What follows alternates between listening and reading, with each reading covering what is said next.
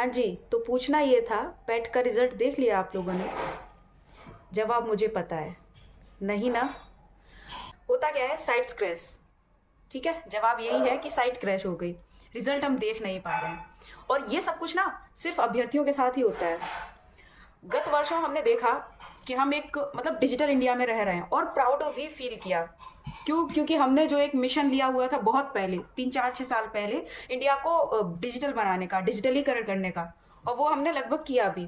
लगभग क्या, उसको इस तरह से कर लिया कि कई सारे विदेशी सेमिनार्स, कई सारी विदेशी बैठकें, कई सारी विदेशों के साथ मीटिंग्स और जो डायलॉग्स थे हमने अटेंड किए, और डिजिटलीकरण के माध्यम से ही डिजिटल मीटिंग्स हुई, डिजिटल आपके सेशंस हुए, डिजिटल बैठकें, डिजिटल वार्ता, ठीक है, डिजिटल समिट्स हुए, सभी सम्मेलन डिजिटल हुए जो पिछले वर्ष निकल चुके हैं कोविड के, उनके दौरान।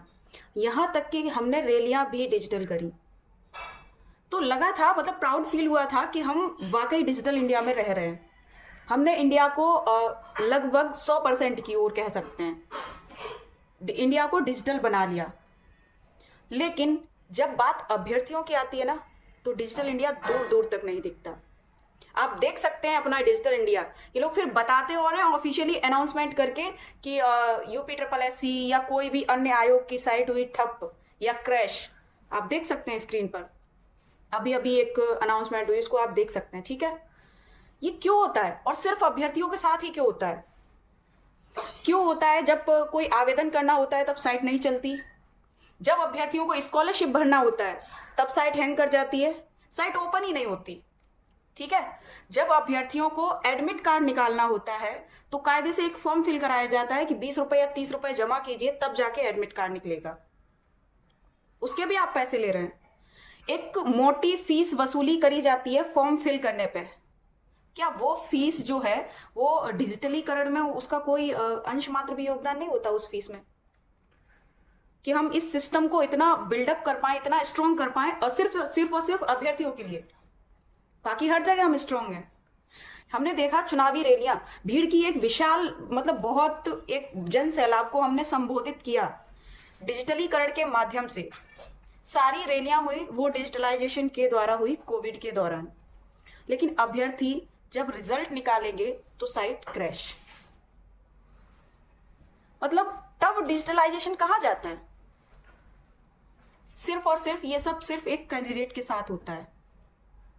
और क्यों होता है? उसके जिम्मेदार हम कैंडिडेट खुद हैं। भाई जब तक बोलेंगे नहीं, कहेंगे नहीं, ठीक है, खैर मत बोलिए। मैं किसी से अपील भी नहीं कर रही कि कोई बोले, बस मेरी एक भावना है जिनको मैं आपके सामने रख रही हूँ, मेरे अपने विचार हैं। बाकी तो आप सभी बहुत समझदार हैं। मतलब क्यों होता है कि साल 2 साल में रिजल्ट आते हैं? अभ्यर्थी एक इंतजार जो होता है ना, वो तपस्या के बराबर होता है। जब आप इतनी परेशानियों के बावजूद जब एडमिट कार्ड निकालिए तब पैसे दीजिए, 10 10 20 20 रुपए वो जमा हुए थे लास्ट टाइम एग्जाम में, आप सभी को याद होगा। ठीक है, और जब पेपर देने जाइए तो इनका यातायात ठप हो जाता है, इनकी यातायात व्यवस्था ही पूरी ठप हो जाती है। अभ्यर्थी अगर स्टेशन पे है तो वहीं भीड़ जमा रह जाती है, ट्रेनों की पूर्ति नहीं होती। आपने देखा होगा लास्ट टाइम में। सब कुछ एकदम स्पष्ट रखना बहुत आवश्यक भी नहीं है, और आप सभी समझदार हैं। ये एग्जाम देने गए तो पेपर लीक, अगर डिजिटल पेपर होता है तो शायद बच जाता है या वो भी लीक हो जाता है। उसके बाद वो एग्जाम्स हो जाने के बाद जो रिजल्ट निकलते हैं वो 2 2 साल में निकलते हैं। क्यों? और 2 साल बाद या 1.5 साल बाद या 10 10 11 11 साल बाद जो रिजल्ट आ रहे हैं ना, उन पर भी जब अभ्यर्थी फुल, मतलब पूरी तरह से एक्साइटेड होता है रिजल्ट देखने के लिए, और अपना रोल नंबर एंटर करे और लिख दिया जाता है, आप देख सकते हैं स्क्रीन पे, वेबसाइट अंडर मेंटेनेंस। तो ये जो हो रहा है वो सिर्फ और सिर्फ अभ्यर्थियों के साथ हो रहा है। अभ्यर्थी खुद इस बात को समझें। पिछले दिनों इसी तरह से, ये केवल एक पैट के रिजल्ट की बात नहीं हो रही है। पिछले दिनों अभी JEE 2016 का रिजल्ट निकला हुआ था। जिस दिन रिजल्ट सुनिश्चित था निकलना, नोटिस भी जारी हुए, रिजल्ट अपलोड होगा, और फिर कैसे अपलोड हुआ? साइट क्रैश हो गई, दोबारा से पूरी तैयारियां कराई गई, और तब जाके अभी हाल ही में रिजल्ट निकला है। तो हर एक रिजल्ट के साथ यही हो रहा है। नियुक्ति पत्र देने तक अभ्यर्थी इतना फ्रस्ट्रेट हो चुका होता है कि अंदर सिस्टम में जाके वो भी उसी भीड़ का हिस्सा बन जाते हैं, और वो भी उन्हीं रास्तों पर चल पड़ते हैं। ठीक है, खैर जो भी है, मैं सिर्फ बोल बस रही हूँ, मेरे अपने व्यक्तिगत विचार हैं। बाकी मैं किसी से अपील नहीं कर रही कि आप भी बोलें या कहें, क्योंकि आप सब नहीं, हम सबको इस चीज़ की आदत पड़ चुकी है और हम सब भी इसी में खुश हैं। ठीक है, और जो जिसमें खुश होता है सिस्टम भी वही प्रोवाइड कराता है। ठीक है, फिर इंतजार कीजिए अब साइट कब बिल्डअप हो पाएगी दोबारा से और कब रिजल्ट होंगे, रीजनरेट कर पाएंगे आप। पता है इससे बहुत अच्छा दौर वो था जब एक साथ सभी रोल नंबर न्यूज़पेपर में छाप के और अगले दिन न्यूज़पेपर मिल जाता था। ना कोई साइट क्रैश का झंझट, ना कोई ये झंझट कि 2 दिन बाद साइट से रिजल्ट हटा दिया गया या 10 दिन बाद हटा दिया गया। वो न्यूज़पेपर अपना है, देख लो, जिसका रोल नंबर है, नहीं है उसका भी ठीक है, अपनी जानकारी मिल जाती थी। अब क्या होता है पता है, रिजल्ट तो डिजिटल मिल रहा है, लेकिन जो पान मसाले और गुटखे के एडवर्टाइज है ना, वो आ रहे हैं अब अखबारों में।